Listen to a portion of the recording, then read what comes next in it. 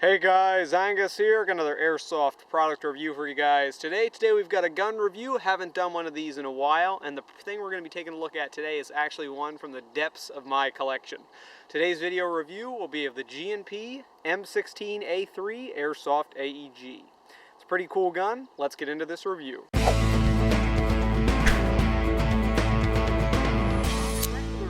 I actually got this M16 second-handed, therefore I don't have any of the included accessories or the box, but from experience I can tell you that with G&P you tend to get a semi-fancily decorated cardboard box, and their products are always packaged inside very, very well, so I really wouldn't worry too much about your G&P getting damaged during shipping, because they're packaged extremely nicely.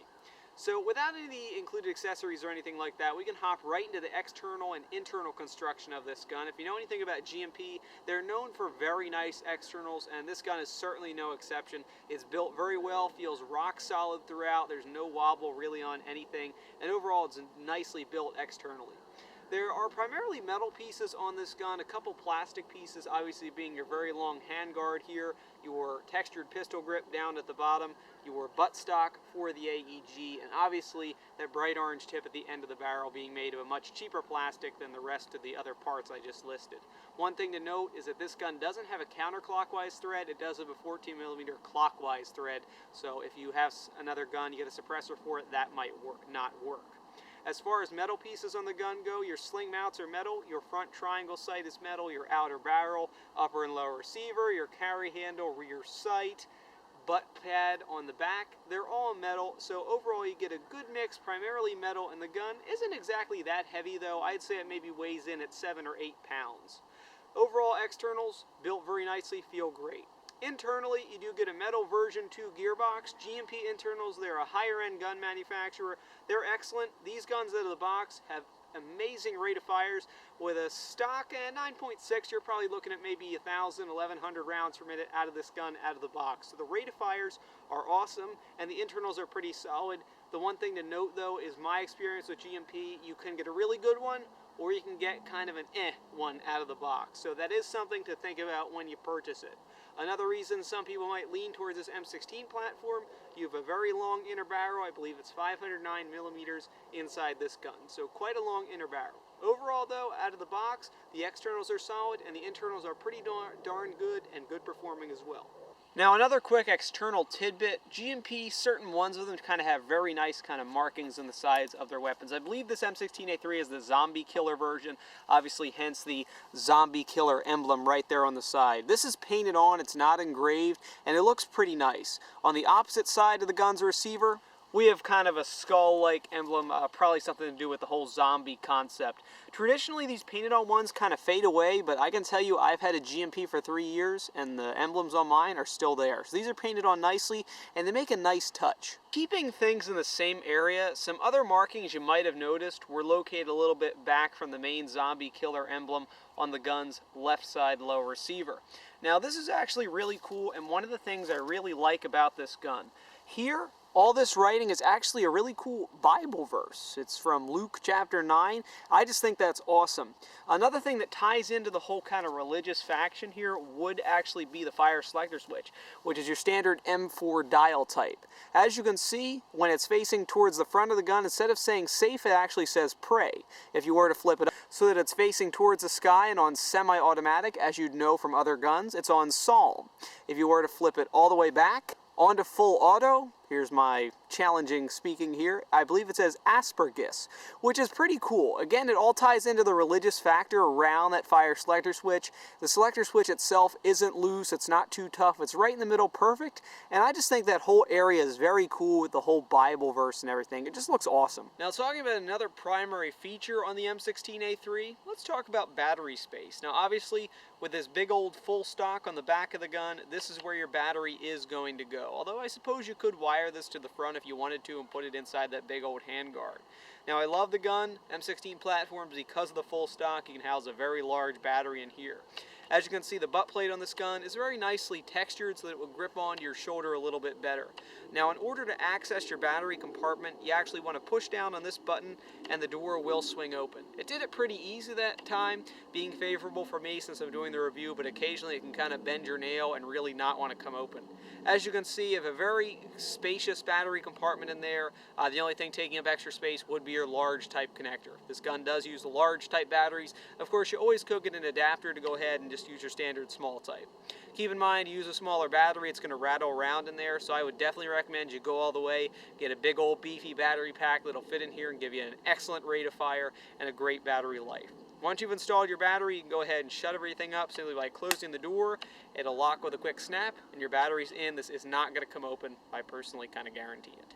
As far as iron sights go, they're the same ones you'd find on really any standard Airsoft M16 or M4 model. Your rear sight being built into your carry handle, and then your front sight being your standard triangle style sight. Now the rear sight here, like I said, built into the carry handle. It is your standard one.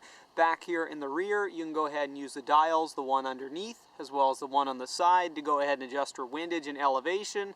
You know, not hugely significant in the whole Airsoft world, but they are cool and realistic.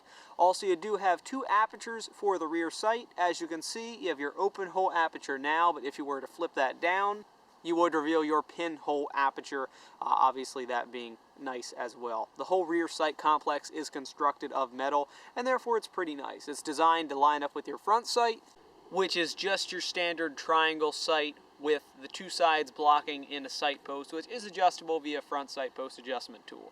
Obviously, it's not quite as fun and adjustable as the rear sight, but it does get the job done. The iron sights as a whole obviously aren't that bad as a whole. They are accurate to the gun and pretty nice. However, if you wanted to change things up, the rear carry handle is actually removable. You know, you simply unscrew those two large screws to reveal a standard 20mm rail upon which you can go ahead and mount some optics for a little bit of customization. This is nice because it allows you to maybe customize your gun straight out of the box, and obviously you can go ahead and put whatever you want on there, depending if it fits a 20mm rail. Overall though, I actually kind of prefer the look of the M16A3 with just its regular iron sights on. Now as far as magazines go with the GMP M16A3, in order to eject the mag, it's very simple, standard M4 or M16 style mag release, located on the right side of the gun. You push it in, the magazine drops out. One thing to note about this gun's magwell is that it's pretty loose. It might just be this particular model again, but it's very loose, and I notice it feeds a lot better with mid caps than it does with high caps. Obviously, GMP is more of a professional grade airsoft company, therefore they do try to get you to use mid caps, and they include a mid capacity magazine with your gun. Don't quite remember if this is the stock mag. It is a GMP mag though, it does say that right on the bottom, and I believe the mag you get is plastic. They are mid caps holding about 120 rounds, and that's great, you know, no winding or anything like that, but I noticed after a little bit of use with these mags, they kind of tend to break down inside. They kind of have feeding issues, nothing too special. So if you're going to go ahead and purchase this, I would recommend you get some extra mid caps as well, so you're not stuck relying on one kind of finicky 120 round mid capacity magazine. Overall though, the mag isn't terrible, just a couple feeding issues and a loose mag well, so some things you might want to take into account if you go to purchase this gun. The gun's charging handle does absolutely nothing, and the reason for that is because if the gun were in slightly better condition, like I said, it did get it second-handed, God knows what was done to it, the dust cover isn't affected by the charging handle. It stays up like so, and you actually have to peel it back with your finger when you want to go ahead and adjust your hop up.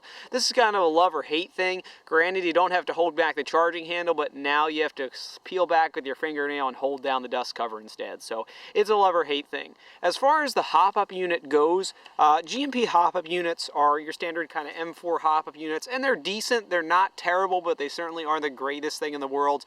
I would recommend maybe you replace a nice system of bucking in there or something like that, but otherwise the hop-ups aren't too bad on these guns. Alright, with that last little tidbit there, we can go ahead and get into the final conclusion of this review. Overall, the GMP M16A3 Airsoft AEG is a professional grade series airsoft gun for a serious airsofter who's looking to really get involved in the game and have a solid gun. Out of the box, the external construction's great, as expected from GMP, and internally, I gotta tell you, the rate of fire on these things is awesome out of the box. The hop-up's not too bad either, so you get a decent amount of range in here. Nothing you can't upgrade if you ever really wanted to. As far as features go, it's really just your standard M16. I particularly love the full stock battery space in there. You can go ahead and stuff a big old battery pack in there, play all day long, get a great rate of fire out of a big old battery like that. Obviously, the compatibility with M4 magazines is huge, being that that's what a lot of people use in the field. The slight customization with the hidden rail underneath the carry handle is always a nice touch as well. Probably my favorite thing in particular, specifically about this M16, is the whole Bible verse and selector settings and everything like that. I just think it gives the gun a really cool look and feel to it at the same time. So overall, I would recommend this gun to somebody who wants a seriously good M16, maybe looking to get a little bit higher on the Airsoft playing scale. They are a bit pricey, but that is what you're going to have to pay to get a solid Airsoft AEG.